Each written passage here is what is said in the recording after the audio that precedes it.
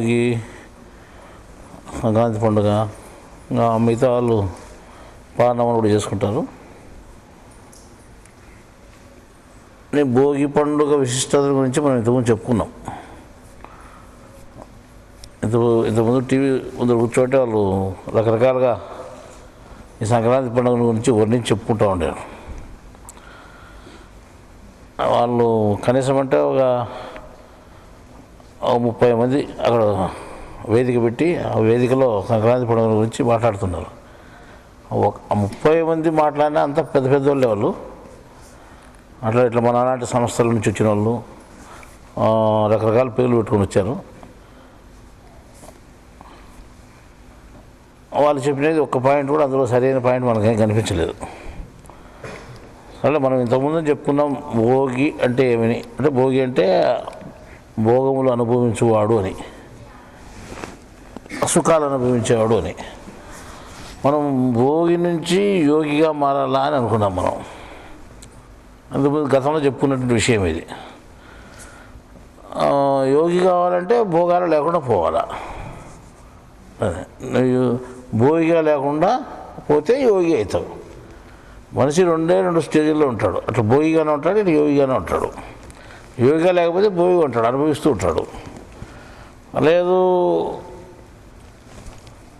ఏవి అనుభవించలేదు అంటే యోగిగా ఉంటాడు. మనం ఇక్కడ చేరినది దేనికి అంటే ఈ భోగాల నుంచి తప్పుకొని యోగాలు లేనికి పోవాలా.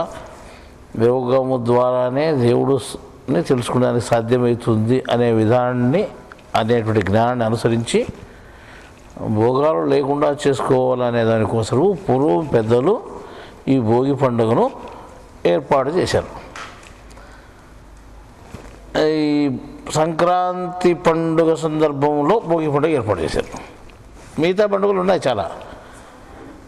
మిగతా పండుగల్లో ఈ భోగి పండుగ లేదు, కేవలం సంక్రాంతిలోనే వచ్చేది అనమాట. ఈ సంక్రాంతి పండుగల్లో రావాల్సిన విశేషం ఏవి అంటే, యోగి అయినటువంటి వాడు చనిపోతే, అంటే ఉత్తరాయణంలో చనిపోతే మోక్షం పొందేదానికి అవకాశం ఉందన్నమాట. ఇది ఉత్తరాయణము మొట్టమొదటి దినం ఈరోజు. అంటే ఉత్తరాయణం 6 నెలలు, దక్షిణాయనం 6 నెలలు. ఈ దక్షిణాయనం 6 నెలలు గడిచిపోయినాయి. ఇప్పుడు ఈ ఉత్తరాయణం ప్రారంభమైంది. ఈ ఉత్తరాయణం ప్రారంభంలో ఏం చెప్తున్నామంటే, దక్షిణాయనం 6 నెలల కాలంలో మేము భోగాలుగా ఉన్నాము, యోగిగా లేము. ఇప్పుడు నేను ఉత్తరాయణానికి ప్రవేశించాను, నేను యోగిగా మారుతాను, అక్కడ భోగిగా ఉండను అని ఏం చేశానంటే, బయటికి కనిపించే రకంగా, బాహ్యార్థంగా, బయటి అర్థం తెలిసే రకంగా బయటికి మంట చేసి దాంట్లో కట్టెలేసి కాల్ చేసినారంట. అంటే ఇవన్నీ భోగాలు, ఇవన్నీ జ్ఞానం అనే అగ్నిలో మనం కాల్ చేస్తున్నాము, ఇప్పుడు నుండి యోగిగా ఉంటాను అనే ఉద్దేశంతో వాళ్ళు బాహ్యార్థంగా చూపించారట. దానిపై భోగి మంటలు అంటారు. యోగి మంటలు కాదు, భోగి మంటలు. మన వాళ్ళు ఏం చేస్తారంటే యోగి మంటలు వేస్తున్నారు, యోగాలు కాల్చేసి భోగాలు లేకపోతామనే లెక్కలు ఉన్నారు చాలామంది. అదే లక్ష్మీనరసింహస్వామి గురించి ఈరోజు టీవీలో పెంచలకోన లక్ష్మీనరసింహస్వామి దేవస్థానం గురించి టీవీలో చెప్తూ ఉంటారు. మీరు ఎక్కడి నుంచి వచ్చారు ఇంటర్వ్యూ అడుగుతున్నాను. నేను అక్కడి నుంచి వచ్చాను, నేను ధర్మవరం నుంచి వచ్చినాను, నేను హైదరాబాద్ నుంచి వచ్చినాను, రకరకాల అంత భక్తులు చెప్తున్నారు. దేనికోసం వచ్చాయంటే, ఈ స్వామి చాలా గొప్ప స్వామి, అంటే మాకు ఏ కోరికలు కోరికలు నెరవేరుతున్నాయి, మాకు అన్నీ బాగా జరుగుతున్నాయి అని ఎవరు చెప్పినా కానీ మా కోరికలు నెరవేరుతున్నాయి, మాకు బాగా జరుగుతున్నాయి, మాకు సంతృప్తిగా ఉంది, మేము వస్తున్నాము, మేము 20 ఏళ్ళుగా వస్తున్నాము, 10 ఏళ్ళుగా వస్తున్నాము, ఇట్లా చెప్తున్నారు. కానీ సుఖాల కోసం వచ్చి మాకు సుఖం జరుగుతుంది అని చెప్తున్నారు. కానీ ఇంకో రకంగా ఏం కాదు. అంటే సుఖాలు కోరుతున్నారు, అంటే భోగాలు కోరుతున్నారు అన్నమాట. యోగాలు కోరడం లేదు. యోగాలు కోరుకోకుండా ఉండేటువంటి మనుషులకు, అంటే భోగాలు అశాశ్వతమని చెప్పి యోగాల్లోకి ప్రవేశించేటువంటి దినం ముఖ్యమైన దినంగా నేను పెట్టుకొని ఈ సంక్రాంతి పండుగలో ఈ భోగి మంటలు అనేది ఏర్పాటు చేశారు. భోగి పెట్టంటే ఈ భోగాలు కాల్ చేసుకుని వదిలిపెట్టుదండి, ఇక్కడ నుండి యోగాలు నీకు పో అని, అది ఒక గుర్తింపుగా. అర్థమైందా? ఈ సంక్రాంతి పండుగలోనే ఉంది. క్రాంతి అంటే తిరుగుబాటు అని, క్రాంతి అంటే తిరుగుబాటు అని ఒక అర్థం వస్తుంది.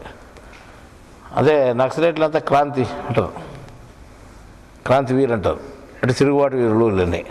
క్రాంతి అంటే తిరుగుబాటు అని అర్థం అనుకోండి. దేని మీద తిరుగుబాటు చేయాలి మనము అంటే భోగాల మీద తిరుగుబాటు చేస్తే ఏమవుతుందంటే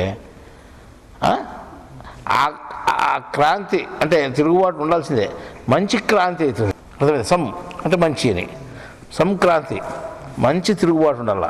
మంచి తిరుగుబాటు అంటే ఏమి? చెడు మీద నీకు తిరుగుబాటు రావాలా. అంటే భోగాల మీదను తిరుగుబాటు చేసి యోగాల మీదకి వచ్చేటువంటి సందర్భం కాబట్టి దీన్ని సంక్రాంతి అని చెప్పారు. అర్థమైందా? నీకు పండగ ఒక అర్థం, ఓ పేరు పెట్టినంటే దానికి అర్థం ఉంది. కానీ ఇంతవరకు ఒక్కరు కూడా దాని పేరును కానీ ఉచ్చారణ కానీ దాంట్లో సమ్మని ఎందుకుందని కానీ క్రాంతి ఎందుకని కానీ చెప్పలేదు అన్నమాట. రకరకాలుగా ఉంది మనం చూస్తే చెప్తుంటే ప్రతిధ్వని దాంట్లో. ఈ రకంగా సంక్రాంతి అంటే అదేదో సమ్ము ఉంది, క్రాంతి ఉంది. క్రాంతి అంటే తిరుగుబాటు. ఏమిటి మీద తిరుగుబాటు చేయాలి మనం? భోగాల మీద తిరుగుబాటు చేసి దాన్ని లేకుండా చేసుకుంటే సంక్రాంతి అవుతుంది. సంక్రాంతి రోజున మనం బాహ్యార్థంగా భోగి మంటలు ఏర్పాటు చేసి వాటిని మనం భోగాలని కాల్చివేస్తున్నారు గుర్తింపుగా పెట్టుకున్నాం అన్నమాట. అదేదా దీన్ని భోగి పండుగ అంటున్నాం. ఈ భోగి పండుగ గురించి ఇంతకుముందు మనం చెప్పుకున్నాం గతంలో. ఇది పెద్దగా ప్రాముఖ్యంగా ఈ పండుగ నేను తీసుకోలేదు మనము. ఆయన ప్రస్తుతానికి ఇక్కడ ఉన్నాం కాబట్టి కొంతమంది కలిశారు, దాని గురించి మనం చెప్పుకుంటున్నాం ఇప్పుడు. అంటే ఈ సందర్భంలో భోగి అంటే అంతే, ఇంతకుముందు కూడా ఇదే అర్థం చెప్పి ఇప్పుడే చెప్తున్నాం. కానీ మేము ప్రతి సందర్భంలోనూ చెప్పిన విషయాన్నే చెప్పకుండా వేరే విషయం అందించేటట్టుకుంటే మేము ఈ పీఠ మీద కూర్చుంటాం కానీ లేకపోతే కూర్చోము అని చెప్పినాం వింటూ ఉన్నాడు. కాబట్టి ఇక్కడ కూర్చున్నందుకు, మీరు వచ్చినందుకు మీకు సంక్రాంతి పండుగ గురించి ఒక కొత్త అర్థంతో మీకు చెప్పాము. అదే నాటి విషయం. తర్వాత ఇప్పుడు మీకు రావాలనుకుంటే ఏ టయానికి మీరు రావాలా, ఏ టయానికి పోవాలా, ఏ టయాన్ని ఉపన్యాసం ఉంటుంది అని మీరు ఇక్కడ కనుక్కొని రాలేదు ఇక్కడికి. కొంతమంది లేట్గా వచ్చారు, కొంతమంది ముందు వచ్చారు, రకరకాలుగా వచ్చారన్నమాట.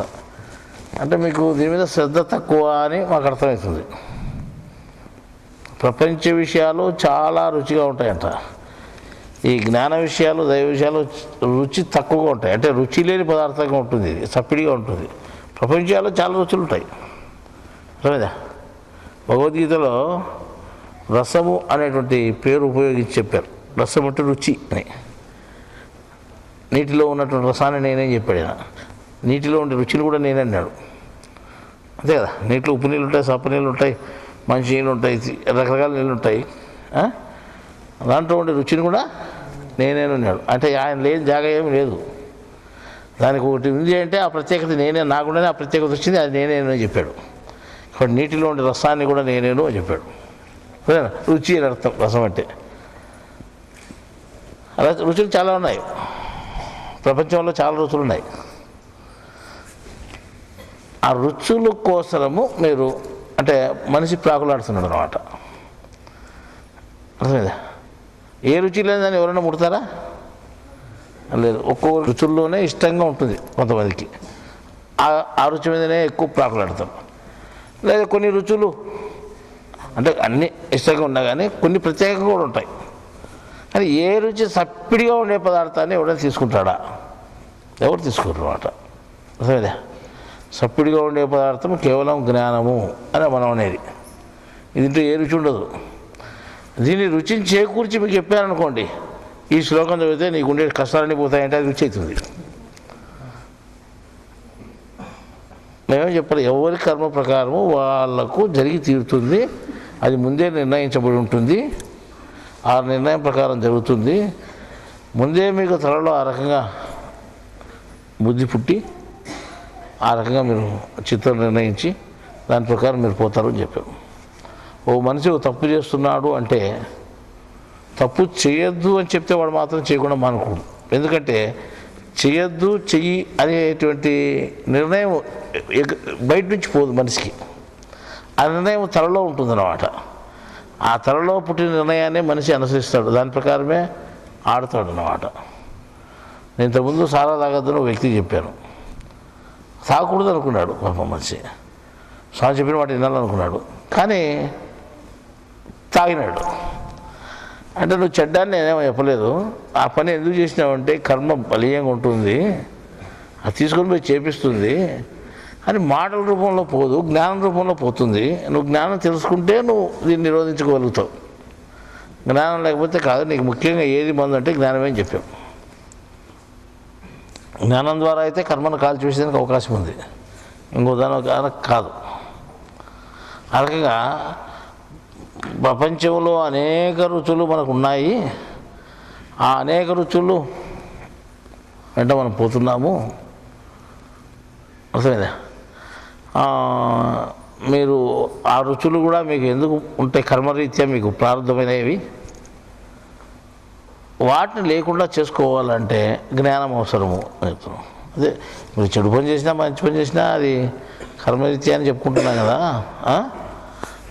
చెడు మంచి పనులన్నీ ప్రపంచరీత్యా ఉంటాయి, కానీ అది దైవరీత్యా కాదనమాట. మంచి పని చేస్తే దైవరీత్యా అనుకునేదానికి అది మంచి పని కూడా దైవానికి సంబంధం లేదు, కేవలం యోగం మాత్రమే. ఏ పని చేసినా అది భోగానికి సంబంధించింది. అంటే ఆ భోగం లేకుండా ఉండాలని అంటే నువ్వు ప్రత్యేకమైన పని చేయాల్సి పని వస్తుంది. అంటే సప్పిడి ఆహారాన్ని నువ్వు తీసుకోవాల్సి పని వస్తుంది. అంటే తినేది కాదు, మెదడుకు. అర్థమైందా? ఈ రసము అనేటువంటి ఒక పదాన్ని తీసుకున్నాం కదా మనం, రుచి అని. ఈ రసం అనేది ఏం చేస్తానంటే నీకు అనేక రుచులు కలిపి రూపంలోనే ఆ రసం ఉంటుంది. అంటే ఏ రూపంలో రుచి ఉంటుంది. ఇప్పుడు అన్నం తిన్నావు అది రుచి, ఇంకోటి తిన్నావు ఇంకో రుచి, ఇంకోటి తిన్నావు, అన్ని రుచులే రకరకాలుగా. కానీ రుచి లేనిది ఒకటే జ్ఞానం అని చెప్పుకున్నాం. అర్థమైందా? ఈ రసాన్ని అంటే ఒక బయట వస్తువుగా చూపించాం మనం. ఆ రసం ఎట్లుంటుందంటే మనం చూసినప్పుడు అంత ఉంటుంది, అంతే. ఓహో ఇది ఉంటా అనుకుంటాం. దాన్ని ముట్టుకో 10 ఉంటలు వేస్తుంది, అది 10 ఉంటలు వేస్తుంది. ఒక ఉంట 10 ఉంటలు వేసింది, మాయా మాత్రం అనుకుంటాం. ఇంకోరంతా ముట్టుకో 100 ఉంటలు వేస్తుంది. ఇంకోరంతా ముట్టుకో 1000 ఉంటలైనా అవుతుంది, 1000 భాగాలుగా అవుతుంది. అంటే రౌండ్గానే ఉంటుంది అది. మోటారా ఉండే మల్లారా ఉండే మల్లారా ఉండే మల్లారా ఉండే మల్లారా ఉండే ఎన్ని రకాలుగా నువ్వు చీల్చినా కానీ చీల్చి ఇంత డెవలప్ అవుతుంది అది. అంటే రకరకాల రవ్వలు మారిపోతుంది. చిన్న రవ్వలుగా కనిపించని రవ్వగా కూడా మారుతుంది, అంత సూక్ష్మంగా కూడా మారుతుంది. అదేదా మళ్ళీ అన్నీ కలుసుకుంటుంది. అది కలిపితే కలుసుకుంటుంది. దాని పేరే పాదరసం అంటాం. అదేనే అంటే ఇది నమూనాకు దేవుడు చూపించాడు మనకు. ఇది ఎంతైనా అవుతుంది, ఎన్ని భాగాలైనా అవుతుంది, ఒక భాగమైనా అవుతుంది. నీ తలకాయలో ఒక రసం ఉంది, మాయ అనే రసం. మాయ అనేది ఎన్ని రూపాయలైనా కనిపిస్తుంది నీకు. అదేదా అన్ని రూపాయలుగా కనిపించి రకరకాల చిత్రం ఎన్ని భాగాలుగా కనిపించి అన్ని భాగాలు నీకు అనుకూలంగా కనిపించేది వస్తుంది. అప్పుడు నువ్వు ఆ దాంట్లోకి పోతావు. నువ్వు అర్థం జ్ఞానం అనేది ఒకే బాగా చీలపడుతుంది. మోట ఏం చెప్పినామో చివరి వరకు అదే ఉంటుంది. ఏమాత్రం చీలికలు కానే కాదు. ఏది దైవ జ్ఞానం ఉండేది ఒకటి, ఒకే పదార్థం ఇది. అర్థమైందా? ఇది గెంసుగడ్డ లాంటిది. గెంసుగడ్డ అంటే అంతా ఒకటి గడ్డే, చూస్తే సులుగుతుంది అంతేగాని భాగాలు ఏముండవు గెంసుగడ్డలో. ఉల్లిగడ్డలు కానీ భాగాలు ఉంటాయి. అది గడ్డే ఇది గడ్డే, పేరే గడ్డే. అది భూమిలోనే పుడుతుంది, ఇది భూమిలోనే పుడుతుంది. ఒక పొర తీసి ఇంకో పొర ఉంటుంది, అది తీసి ఇంకోటి ఉంటుంది, అది తీసి ఇంకోటి ఉంటుంది, అది తీసి ఇంకోటి ఉంటుంది. ఈ రకంగా పొరలు ఉంటుంది. ఏది ఉల్లిగడ్డ. గెంసుగడ్డ ఎట్లుంటుంది? ఒకటేగా ఉంటుంది. అట్లాగా అనేక రకాలుగా మారేది రసం అన్నమాట. అనేక రూపాలుగా మారుతుంది. ఇది పాదరసం. మళ్ళీ అనేక రూపాలుగా మారేటువంటి ఈ రసాలాగా మాయ ఉంది మనకు. అనేక రూపాలుగా మనకు కనిపిస్తూ మనం మభ్యపెట్టేస్తాం అన్నమాట. జ్ఞానము అనేది ఒకటి ఉంటే దానికంటే గొప్ప చూడు అనిపిస్తుంది. గొప్ప అని చెప్తే మనం ఏమనుకో వేరే రకంగా చూపిస్తుంది అన్నమాట. ఈ పొద్దు ఈ పనికి పోకపోతే అసలు ఆ పని చేసుకొని వస్తాం, లేకపోతే మనం పోకపోతే ఒక గంట ఆలస్యంగానే చెప్తాడు స్వామి మనకు జ్ఞానం. అవునండి, టైం ప్రకారం పోలనేం లేదు. టైం ప్రకారం ముందే మనం కాసుకోవాల జ్ఞానం కోసము. ఇది ఈ లాభం విడిచిపెట్టి అనుకున్నమాట. ఆ లాభం కోసం చూసుకొని దీన్ని ఈ లాభాలైనా వదులుకుంటానని చూస్తాను. ఈరోజు ఎట్లా జరిగింది, నేను 5 గంటలకు మీటింగ్ అని చెప్పినాను. అది ఎవరికి తెలియదు. అంటే మా పనులు భంగం అయ్యి అది సక్రమంగా జరగక మేము ఏం చేయాలంటే లాస్ట్కి ఇటుకు వచ్చింది, టైం చివరికి అయింది. ఇప్పుడు అవును భోజనం చేసిన తర్వాత పెడదామని అనుకున్నా. భోజనం చేయకపోతే మళ్ళీ ఇల్లు అది ఒకటి ఉంటుంది మనకు, మళ్ళీ అక్కడ దిగులు, ఆ దిగులు లేకుండా పోతుంది. అన్నం తిని కూర్చోవచ్చు, ఎంచపోయిన కూర్చోవచ్చు మనం. లాస్ట్ మళ్ళీ ఇప్పుడు కూర్చున్నప్పుడు వేళ ముందే 4 గంటలకు మీటింగ్ అయిపోయింది అనుకో, 5 గంటలకు అయిపోయింది అనుకో, మీకు నష్టమే కదా. 5 గంటలకు రాని వాళ్ళు చాలా మంది ఉన్నారు, 4 గంటలకు రాని వాళ్ళు చాలా మంది ఉన్నారు. ఆ రకంగా మనం ఏం చేస్తామంటే ఎందుకు రాకుండా పోయినారు, కర్మరీత్యా. ఆ కర్మ ఒకరికి డబ్బులతో సంబంధము, ఒకరికి వ్యాపారంతో సంబంధము, ఇంకోటితో సంబంధం, ఎన్నో రూపాయలు ఉంటాయి ఇవి. నేను సూర్యుని అడిగిన ఏ ప్లేట్కి వచ్చాడంటే అయిపోయి కూడా చెప్తాడు, ఈ పాదరసంలో బాగున్నా అనుకోవాలి మనం, ఇది ముక్క అని. శంకరాయ అడిగినాం అనుకో, ఆయన కూడా ఏదో ఒకటి చెప్తాడు. ఇక ఉంటాయి దానికి, అది 5 రకాలుగానే మారుతుంది అది. ఇవన్నీ దాంట్లో భాగాలు, ఏ దాంట్లో మాయలో భాగాలు. రసంలో ఎట్టయితే చిరిగిపోతే దాంట్లో ఇది రసంలో ఉంటారని మనం ఎట్టయితే కనుక్కోగలుగుతామో, ఇదంతా మాయలో భాగాలని మనం కనుక్కోవాలన్నమాట. వాస్తవంగా మాయలో భాగాలే. సరే, ఇప్పుడు మనం ఇంకేమని మనం వీళ్ళకు దీని మీద శ్రద్ధ లేదని వదిలేసేదానికి అవుతుందా? లేదు. ఎట్లా ఒకటి బలవంతంగా మందు పోయాల, రోగం పోవాలనికి. మనకేం రోగంతో నాకేం నాగమే లేదు, ఏడాది రోగం అంటాడు. రోగం ఉన్నా కానీ మనం ఏం చేయాలా? ఏదో రకంగా చేసి పోస్తాను అలా. దానికోసం ఇప్పుడు కూర్చోపెట్టి మీకు కొత్త కొత్త విషయాలు చెప్పాలని అనుకుంటుంది. ఇప్పుడు ఈ రసం అనేది కూడా కొత్తే మీకు ఒక రకంగా చెప్పుకుంటే.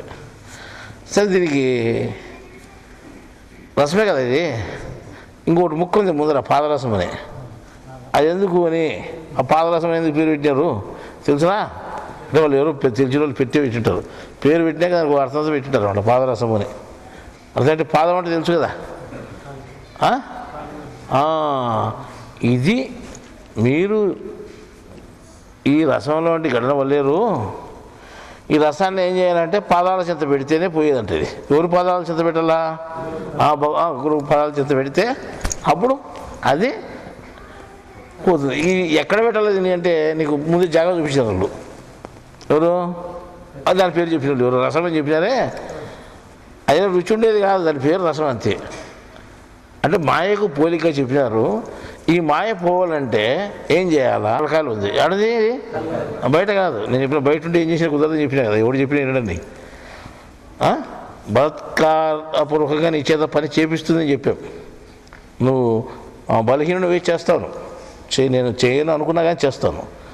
అందువలన నువ్వేం చేయాలి? రసాన్ని తీసుకుపోయి ఎక్కడ వేయాలా? రసం ఎక్కడ తలలో ఉంది, దాన్ని తీసుకుపోయి ఎక్కడ వేయాలి మనం? ఆడేయాల. కాబట్టి దాన్ని ఏమన్నారు? పాదరసం అన్నారు. చూడబ్బా, వాళ్ళు సంక్రాంతి అని ఎట్టు పేరు పెట్టారో దీన్ని పాదరసం అని పెట్టారు. సమ్మని ఎట్ట కనిపించారు దానికి, ఈ పాదాలను కూడా కనిపించారు. అర్థమైందా? ఈ పాదరసము ఈ ఎవరి పాదాల కాడ పెట్టాలి, ఇది అని గురువు పాదాల కాడ పెట్టాలి. ఎవడైనా కానీ గురువు మనకు సంబంధంలే. ఒకవేళ పెట్టామనుకో, వాడు గురువు అయితే పర్వాలేదు, గురువు కాకపోతే నీ పదాల కంటూ పెట్టుకునేది మంచిది. అది మన గురువుని కనుక్కునే యోగ్యత లేదు, అనవసరం పెడతానాల్సింది, ఎవడో దొరుకుతాడు మన గురువు. కాబట్టి మన మాయను తీసుకుపోయి ఎక్కడ పెట్టాలా? కాబట్టి దానిపై పాదరసము అని పేరు పెట్టారు. మాయకు ప్రతిరూపం పాదరసం బయట. సరేనా? ఈ పాదరసాన్ని ఎవరి పాదాల దగ్గర? గురువు పాదాల దగ్గర పెట్టాల. ఆయన కూడా పాదాలే కదా అని మనం అడగచ్చు. కేరీ ఇక్కడ ఏముంటుందంటే జ్ఞానము అనేటువంటి అగ్ని ఒకటి ఉంది. ఎవరి దగ్గర? గురువు. దాని కేంద్రం ఆయన. గతంలో కూడా కొన్ని సంవత్సరాల పూర్వం కూడా చెప్పాను, ఆ అగ్ని ఎక్కడి నుంచి వస్తుందంటే కంటి ద్వారా రావచ్చు, అరిచేయి అరికాల ద్వారా రావచ్చు అని చెప్పాను. అరిచేయి అరికాలే చెప్పాము. అరికాల అరిచేయిలో చాలా శరీరంలో చాలా తేడాలు ఉన్నాయి అన్నమాట, అరిచేతికి అరికాలకు. ఈ చర్మం వేరు, ఈ చర్మం వేరు. చూడండి, ఏమి ఈ చర్మం తిట్టేవాడు కూడా ఏమన్నా తన్నేమన్నా ఎవరికన్నా వద్దంటారు ఎవరన్నా? ఇది ఏందో ప్రత్యేకత ఉంది దీనికి. హస్తములో ఏదో ప్రత్యేకత ఉంది అన్నమాట. ప్రత్యేక దేవుడు పెట్టాడు. ఇది మామూలు చర్మం కాకుండా ఈ చర్మం పెట్టి దాంట్లో గుర్తులు పెట్టి ఏమో చేశాడు అంతకు మెకానిజం పని. కానీ ఆ మెకానిజం మనకు అర్థం కాలే. ఇక్కడ ముడతలున్నాయా అట్లా ఇటునట్టు ఇతను ఏమన్నా చర్మానికి ఏమన్నా గీతలున్నాయా? ఏం లేవు చూడు. ఈడ మాత్రమే ముద్రకొట్టేట్టుండ ఆయన్ని. ఈడ ఇటోటి ఇది గెనుపు అంటే మళ్ళీ గెనుపు పైన ఉండాలి కదా, లేవు కింద లోపల పక్కన మాత్రం ఉంటాయి. అసలు ఈ చర్మం వేరు ఈ చర్మం వేరు, ఈ రెండు ఒకటి చర్మం ఎవరు చెప్తారా? ఎవరు చెప్పరు, ఎవరు చెప్పేదని కాదు. ఇప్పుడు చర్మం అంతా మాకు బాగుంది, ఏం లేదు, కానీ మాకు మాత్రం రోగం వచ్చి ఈ చర్మానికి వచ్చింది. అర్థమైందా? అంటే అరికాళ్ళు అరిచేతులు పగులుతాయి మాకు, నడిచేదానికి కూడా ఇబ్బందిగా ఉంటుంది, పనిచేసేదానికి ఇబ్బందిగా ఉంటుంది.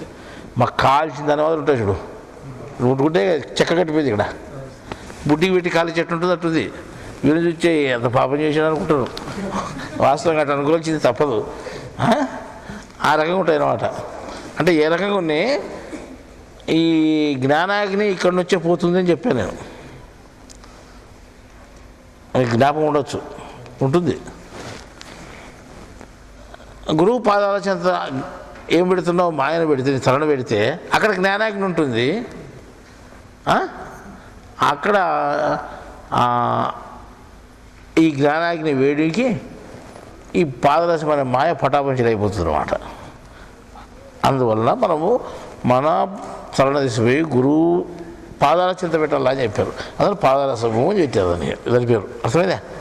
ఆ పాదాల కాడిని పెట్టాలి కాబట్టి ఏమన్నా ఇంకోసారి పెట్టారు అని పెట్టండి అని చెప్పి ఇప్పుడు పాదరసం పేరు పెట్టారు. అర్థమైందా? ఆ పాదరసం పేరు పెట్టడంలో అదే అర్థం అన్నమాట, మీనింగ్. సరే, ఇప్పుడు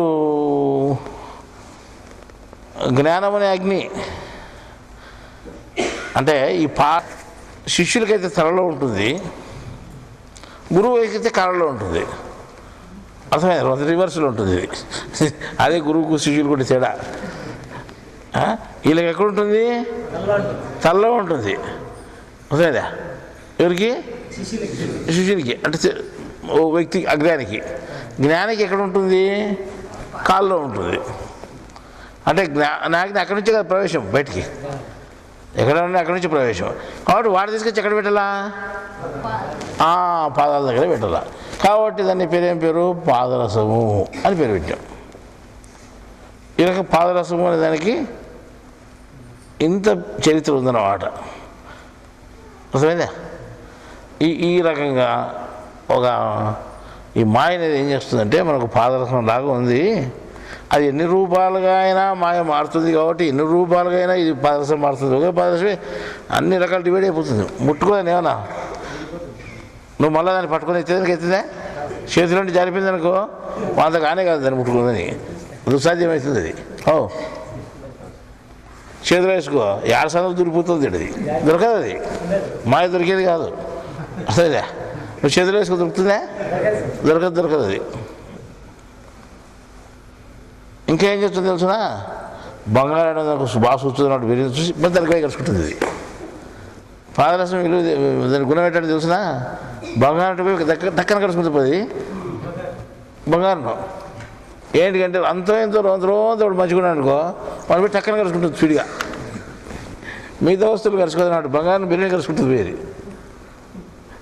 నువ్వు అంత జ్ఞానంలోకి వచ్చినావు అనుకో, నీకు అద్భుతాన్ని కలుసుకుంటుంది వచ్చి అంటే తలకాయలు కలుసుకుంటుంది. అది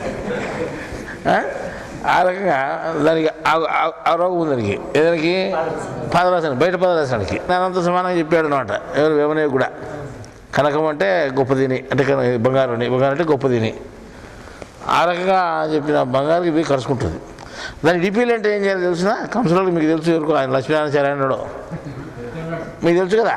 బంగారం డిపీలు అంటే ఏం చేయాలా?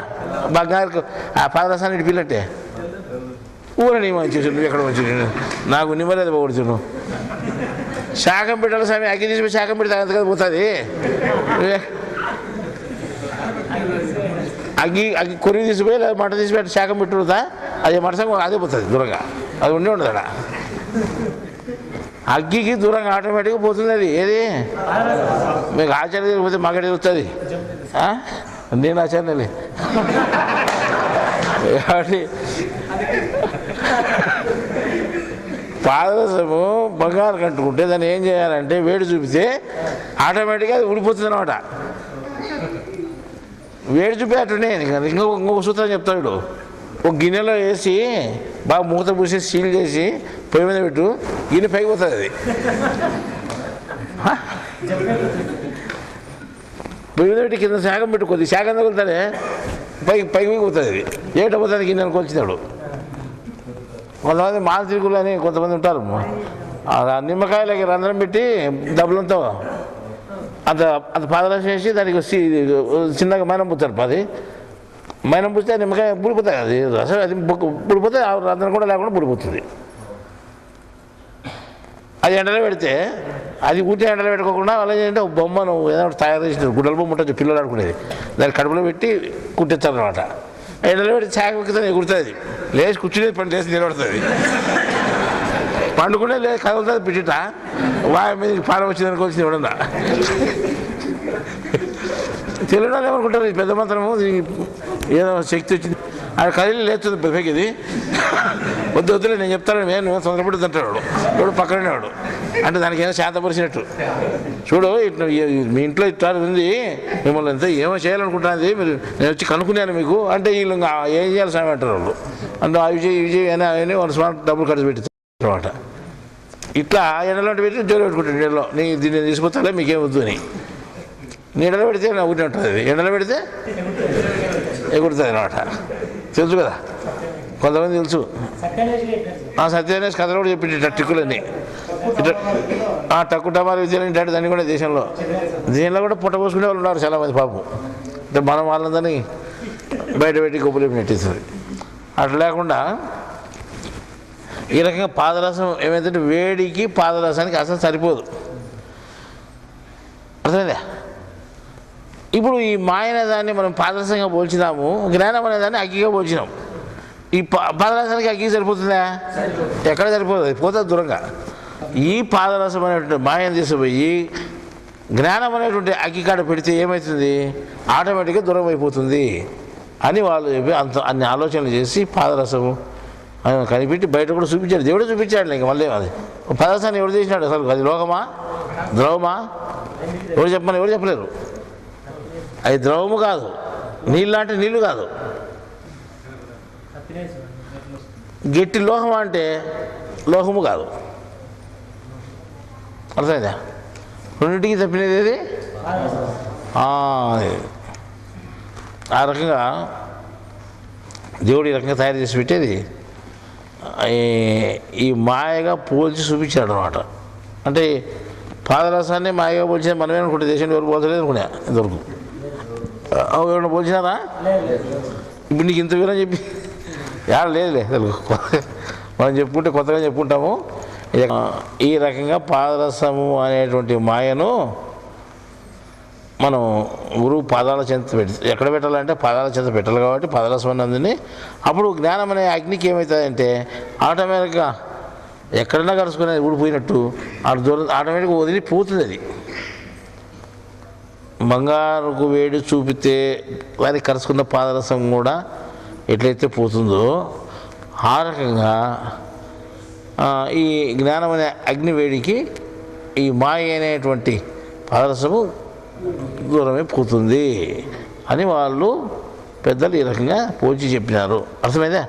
ఈ సంక్రాంతి పండుగ రోజు మనం పాదరసాన్ని గురించి మనం ప్రత్యేకంగా తెలుసుకున్నాం ఈరోజు. అర్థమైందా? సరే, ఇది ఒక పాయింట్ మీరు జ్ఞాపకం పెట్టుకోండి. తర్వాత ఏం చెప్తున్నా అంటే మేము 1 నెల రోజులుగా పనిచేస్తున్నాం ఇక్కడ దగ్గర క్రిస్మస్ కంటే వారం ముందు నుంచి పనిచేస్తున్నాం. 10 రోజుల ముందు నుంచి దగ్గర నెల అయింది. ఇప్పటికి 15 తేదీ మొదలు పెట్టింటే 14 15 నెల అయింది. ఈ రాత్రి 11 గంటలు మేము బయట ఉన్నట్టే 10 గంటలు అయింది. పని చేస్తున్నాం మేము. 11 గంటలు టైం అయింది బయట. టైం 11 గంటలు టైం కొట్టింది. టైం 10-11 అంటే 11 అయిపోయింది. సరేలే, ఇంకా పొద్దున ఎప్పుడు మొదలుపెట్టాం? 4 గంటలకు మొదలుపెట్టాం, 3:45కి మొదలుపెట్టాం. 11 అయింది టైం. ఇంకా సాలిండి అని చెప్పేసి వాళ్ళు ఏం చేస్తున్నారు పాపం, చేసేవారు అట్లే ఓపికగా. అంటే వాళ్ళు చేసేవాళ్ళు ఎంత ఓపిక చేస్తున్నారంటే రాత్రి 11 గంటలకైనా నేను ఏ పని చెప్తే వాళ్ళు చేస్తున్నారు. 2 రోజుల నుంచి చేస్తున్నారు. మేము ఏమన్నా మాకు సాయం చేయండి బయట నుంచి ఒక 4 పిలుచుకునేమనుకోండి, ఊళ్ళో దగ్గర ఉండేవాళ్ళు ఏమన్నా, దూరం ఉండేవాళ్ళు ఎటు రాలేరు పాపం, సంతకాడికి నమస్కారం పెడతారు పోయిస్తామా అని. ఇప్పుడు మాకంతా కాపురాలు ఉన్నాయి, మీకేమీ లేవు, మీరు ఎటవేళ పర్వాలేదు అని. మేమంతా బాగుపడే వాళ్ళము, మేమంతా చెడిపోయే వాళ్ళని లెక్క వాళ్ళు చేసేది. నువ్వు పేరా పడినారు మనం. తర్వాత ఎవరన్నా ఒక 2 రాండి అంటే ఎవరు రారు అనమాట. అట్లా ఎవరైనా రాండి 2 రాండి అంటే 10 మంది ఉంటారు అనుకో, 2 రమ్మంటే ఎవరు రారు. వాడిద్దరు పోతారు, వాళ్ళిద్దరు పోతారు, నేనే పోను అనుకుంటాను. అట్లా లేకుండా పేరు పెట్టి పిలిచి వస్తారు అనమాట. నువ్వేరా అంటే అప్పుడు తప్పనిసరిగా నాకే ఇచ్చినాడు ఊరి అని వస్తారు. వచ్చిన తర్వాత వీళ్ళు ఏం పని చేస్తున్నారు, ఎట్లా పని చేస్తున్నారు, ఎన్ని రోజుల నుంచి పని చేస్తున్నారు. ఇంతకుముందు 2 నెలలుగా పనిచేసినాం అక్కడ మేము. మీతో పాటు ఇక్కడ మగ్గనేసి పిల్లలే వాళ్ళు చెప్పిన పని అంతా చేస్తున్నారు. వాళ్ళని చూస్తే మాకు సంతోషం అవుతుంది. ఎందుకంటే జీవితంలో మామూలు పనులు దండుకుంటే బతికేదానికి, అట్లా కాకుండా బతికేదే పని కాదు కదా. అట్లా కాకుండా దేవుని పని లెక్క ప్రకారం కష్టం అనుకోకుండా ఎంత కష్టమైనా కానీ ఓపికగా చేస్తున్నారంటే, టైం చూడు రాత్రి 11 గంటల వరకు చేశానంటే, అంటే ఎంతసేపు ఉంటే అంతసేపు నేను చేయండి వద్దు అని చెప్పేంత వరకు సాలీకుండా చేస్తున్నారు. మానకే అంటే ఇప్పుడు సాధించిన అనుకో 10 వరకు మనం ఉండము, ఇప్పుడే చేసేది మంచిది, వాయిదా పెట్టుకోకూడదని మా పద్ధతి. అని ఎంతకాలం అని చేస్తాం చెప్పు, 4 రోజులు చేస్తున్నాము. ఓ రోజు 1 గంట టైం అనుకుంటున్నాను, 1 గంట 2 గంటలకు ఇంటికి పోయినారు పాపం బయటలో. ఇంత శ్రమ పడతా అంటే బయట వాళ్ళు మేము ఎంత శ్రమ పడతామో గుర్తించలేరట. ఒక రోజు వస్తే 2వ రోజు అంటే ఏం చేస్తావు తప్పనిసరిగా ఉండాల్సిందే కదా. మమ్మల్ని ఇరికించుకునే లెక్కలు ఉంటారు. ముఖాలు చూస్తే అర్థమవుతుంది మాకు. అంటే శ్రద్ధ అనేది ఏ దాని మీద ఉందంటే పాదరసం మీద జాచింది అనమాట. అది లెక్క వరకు పాదరసం అన్ని రకాలు కనిపిస్తుంటుంది బయట అందంగా. అది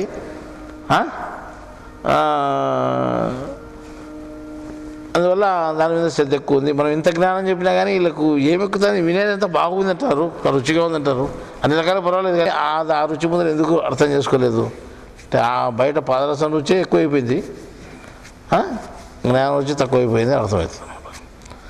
సరే 11 గంటలకు మేము బయట గంట కొట్టిన తర్వాత మేము సాలేంటి పని ఇంక వద్దులేండి, టైం ఎక్కువ అవుతుంది, మళ్ళీ పొద్దున మనం చేయాలి కదా అని పంపించేసినాం.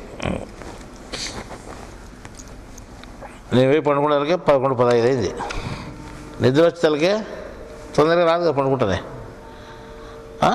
11:15కు మేము పండుకున్న అవతల 10 నిమిషాలకు వచ్చిందో 5 నిమిషాలకు వచ్చిందో నాకు తెలియదు, కానీ నిద్రపోయినాం. లేచింది ఎన్ని గంటలకు తెలిసినా 12 గంటలకు. అంటే ఆశ్చర్యంగా ఉంటుంది ఇది.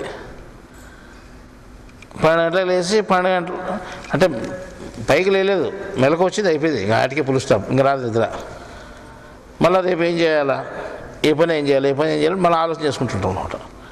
అంటే ఇది మన సొంతం పని అయితే అట్లా ఆలోచన హాయిగా పడుకొని నిద్రపోతాం. ఇది మన సొంతం పని కాదనమాట. ఇది దేవుని పని అనే ఉద్దేశంతో మనం చేస్తున్నాం.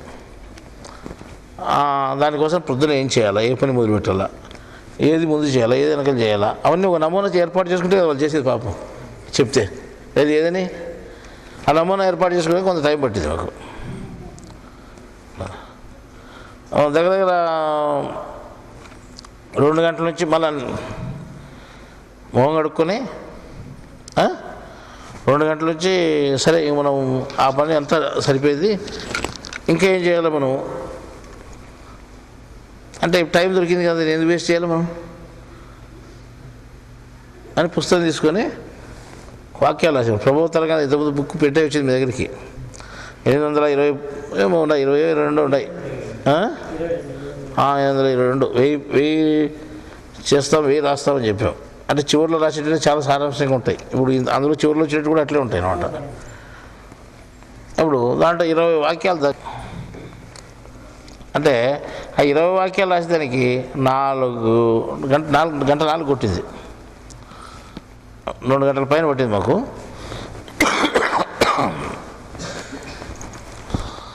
4 గంటలకు బయటకు వచ్చి మళ్ళీ పని మొదలుపెట్టాం. అప్పుడు రాత్రి 1:30 గంట, రాత్రి 1:30 గంటల ప్రాంతంలో రాసినటువంటిది ఈ వాక్యం. ఎప్పుడు చెప్పినది మీకు అసలు ఇది హాట్గా వచ్చింది మీకు. ఇది 24 గంటలు కూడా కాలేదు ఇంకా ఆ వాక్యం బయటకు వచ్చి. మాకు కూడా తెలియదు, మేము దాంట్లో రాసినటువంటిది అదనమాట. రసం అంటే రుచి అని అర్థము.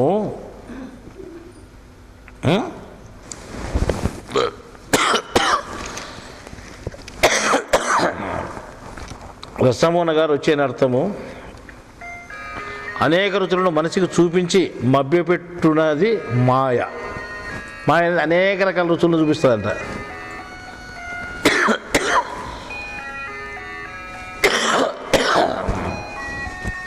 ఒక చుక్క పాదరసము 1000 చుక్కలుగా కూడా చీలిపోగలదు.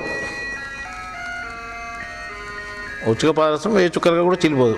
అందువలన పాదరసమును మాయగా కొందరు పెద్దలు నిర్ణయించారు. పాదరసమును మాయగా 100 మంది పెద్దలు పోల్చి చెప్పేదానట. అర్థమైందా?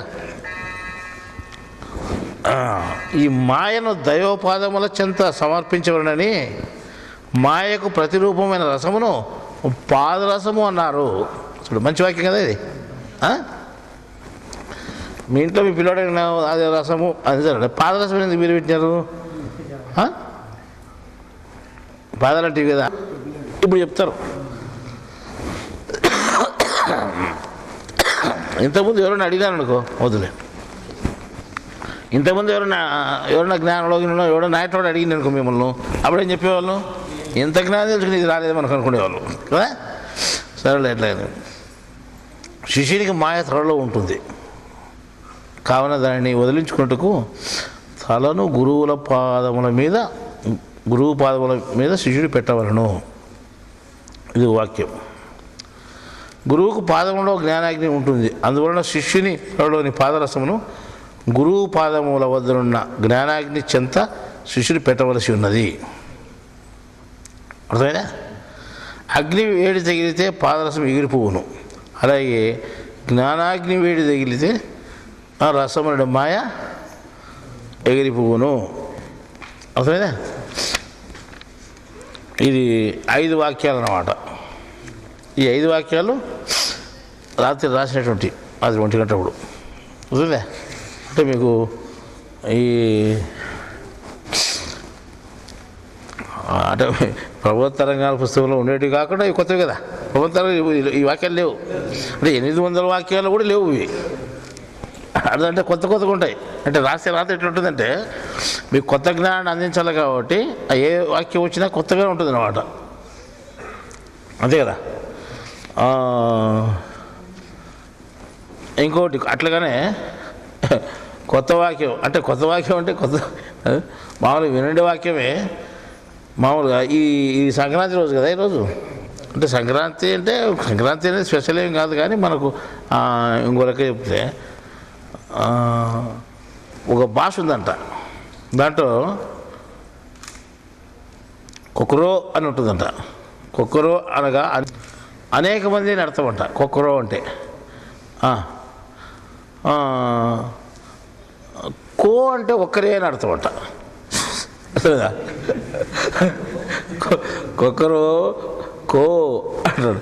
కొక్కరో కో అని భాషలో కొక్కరో అంటే అనేక మంది, కో అంటే ఒకడే అని అర్థం అంట. అది కోనే ఇది కోనే. కొక్కరో అంటే అనేక మంది, కో అంటే ఒకరు అని అర్థం. దీన్ని కలిపి చూస్తే అనేక మందికి ఒక్కరే అని అర్థం, అనేక మందికి కలిపి ఒకడే అర్థం. అర్థమైందా?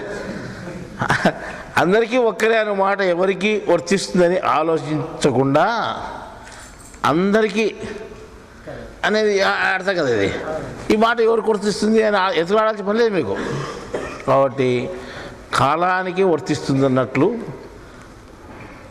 కాలానికి వర్తిస్తుంది అన్నమాట. అది ఏది పరమాత్మ కూడా ప్రపంచానికి అందరికీ.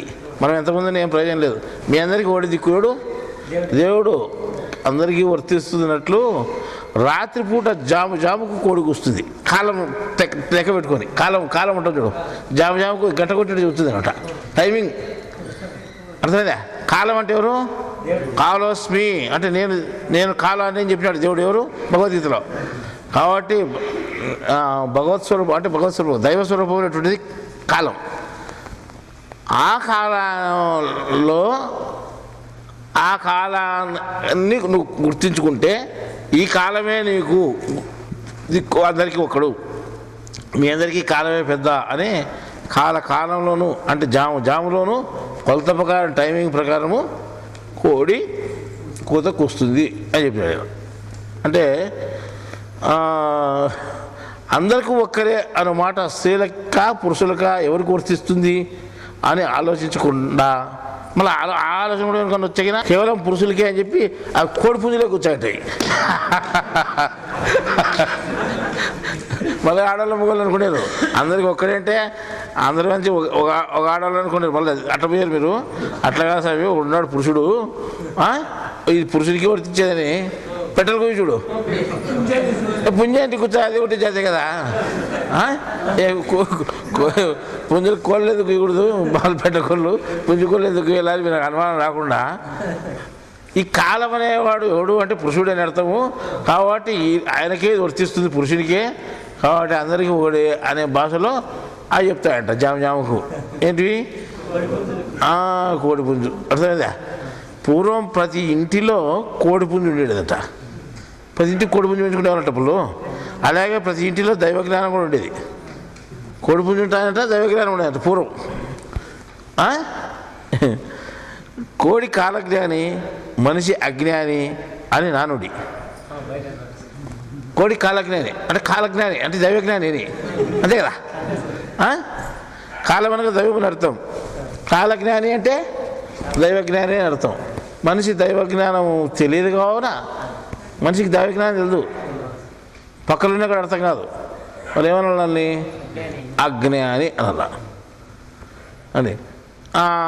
కోడి జాముకు మతి పెట్టుకొని కాలానికి నేను చెప్తాను చూడని, అందరికీ ఒకడే అందరికీ ఒకడే అంది. ఇది ఏది పుంజు స్వామి మొక్కోడే ఆడుకోడే అంటే మనం ఆడుకోడు కూర్చుంటే మనం దిక్కు తిరిగి వచ్చేవారు. మనం మొక్కోడే కూర్చుంది అది అంటే నీకు అర్థమయ్యేటట్టుగా అది అర్థమైందా. ఈ రకంగా ఇవి కూడా ఈ 4 వాక్యాలు కూడా మీకు చాలా వేడివేడిగా అందినటువంటి వాక్యాలు, రాత్రి 1 గంట రాసినట్టువి. కొక్కరో అనగా అర్థము. దీనిని కలిపి చూస్తే అనేక మందికి ఒక్కడే అని తెలుస్తున్నది, ఒక్కరే అని తెలుస్తున్నది. అందరికీ ఒక్కరే అన్నమాట ఎవరికి వర్తిస్తుందని ఆలోచించకుండా కాలానికే వర్తిస్తుంది అన్నట్లు రాత్రిపూట జాముకు కోడి కూస్తున్నది. అందరికీ ఒక్కరే అన్నమాట స్త్రీలక పురుషులక ఎవరికి వర్తిస్తుందని ఆలోచించకుండా కేవలం పురుషులకే వర్తిస్తుందని తెలియనట్లు పురుష కోడి అయిన పుంజే ఆ కూతను కూస్తున్నది. అర్థమైందా? ఈ రకంగా అంటే మీకు కొత్త జ్ఞానాన్ని అందించాలి. కాబట్టి ఇప్పుడు మీకు కొత్త జ్ఞానాన్ని అందించినట్టే కదా, కొత్త జ్ఞానాన్ని అందించినట్టే. మీకు ఇంకా ఈరోజు సంక్రాంతి పండుగ సందర్భంగా మనం పారసము కోడిపుంజు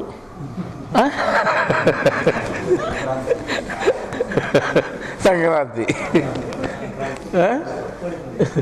కోడిపుంజు అంటే బాగా కదా దగ్గర అలవాటు బాగుంటుంది. వాళ్ళని అవి ఏమంటుంది తినాము అది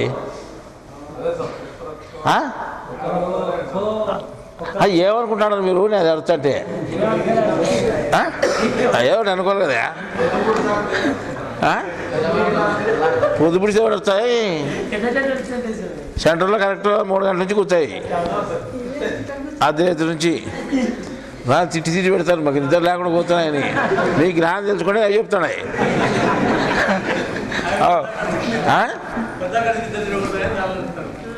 దానికి నిద్ర చెడిపోలే, మనకైనా చెడిపోయేది.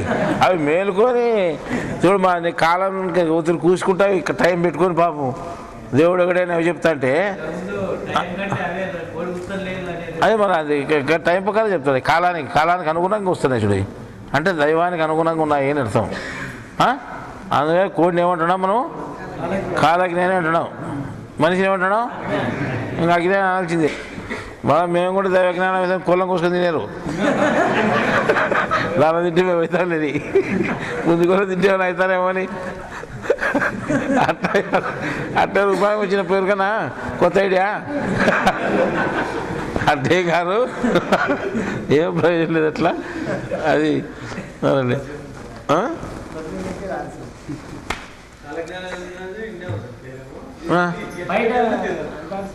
మళ్ళీ కాలజ్ఞానే కదా, దైవజ్ఞానే అర్థం.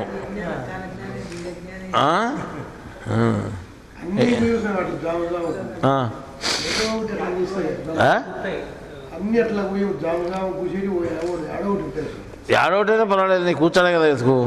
మళ్ళీ అట్లానే ఎక్కువ పెట్టుకుని చూడు, ఎవరు తిన్నారు మేమంతా ఇక్కడ జ్ఞానం వింటాడని మాకు నమ్మకమా? ఎవడో వాడు వింటాడని చెప్తున్నాం మేము. అందరికి జ్ఞానం బాగుందనే ఎవరో వాడు వింటాడని వాళ్ళ కోసం చెప్తున్నాము. కూడా ఒక కోడి నీకు కూస్తుందే లేదా చెప్పు, నేను చెప్పిన అర్థం సరిపోయేదే లేదా? పాదరసం గురించి చెప్పినావు, పోయి బంగారు తీసి పుట్టి దానికి ఏమవుతుందో తిరగచ్చు. మా బంగారం అది తిరగచ్చు, పొడి పొడి అయిపోతుంది బంగారం అంతా. బంగారం ఏమిటి దెబ్బతింది కదా, సల్ఫ్యూరిక్ ఆమ్లం వేస్తే కూడా దెబ్బతింది, అది యాసిడ్ ఇస్తే కూడా అంతే కదా. సల్ఫ్యూరిక్ ఆమ్లం వేస్తే కూడా దెబ్బతినకుండా ఉండేటువంటిది బంగారు. అట్లాడదాని పాదరసం మింగేస్తుంది, అది మింగేస్తుంది. ఎక్కడ పోతుంది బంగారం ఎవరికి అర్థం కాదు. సరే బూడిదైపోతుంది, పొడి పొడి అయిపోతుంది. బంగారు రంగు ఇంకో ఏముండదు దానికి. యాసిడ్ వేస్తే కూడా దానికి దెబ్బతినకుండా బంగారు పాదరసం వేటుకు పైసలు అవుతుంది. శానిటైజ్ చేస్తుంది. బంగారు దగ్గర ఆడ ఖర్చు ఆడ ఉంటే నేను వచ్చి ఖర్చుకుంటుంది అందుకదే. దూరంగా వచ్చేది అది, మనకు దూరంగా ఉంటే రాలే మనకు. నేను అంటుగా దాని పేరే మాయట, రసమే దాని పేరు రసం. ఆడనే వస్తుంది అది, బంగారు దూరంగానే వస్తుంది. దాన్ని చూపించుకోవాలంటే ఏం చేశాను కాదు, శాఖం పెడితేనే పోయేది. శాఖం పెట్టాల్సింది, మనం శాఖం పెట్టాల్సిందే అంతే కదా. జ్ఞానం అనే అగ్ని శాఖం పెడితేనే పోయొచ్చుడు. సరే అయిపోయింది మీకు కొత్త విషయము. సార్ ఇంతటితో అయిపోయిన తర్వాత బయటకు పోదు, మనం గుర్తింపుగా చేయాలి కదా. మా భోగాలన్నీ కాల్చేస్తామని అది మంట వేస్తాము. మళ్ళా అంటే మీరు భోగాలు కాల్చేస్తామని అనుకోండి, బల యోగాలు కాల్చేస్తామనుకోద్దండి మీరు.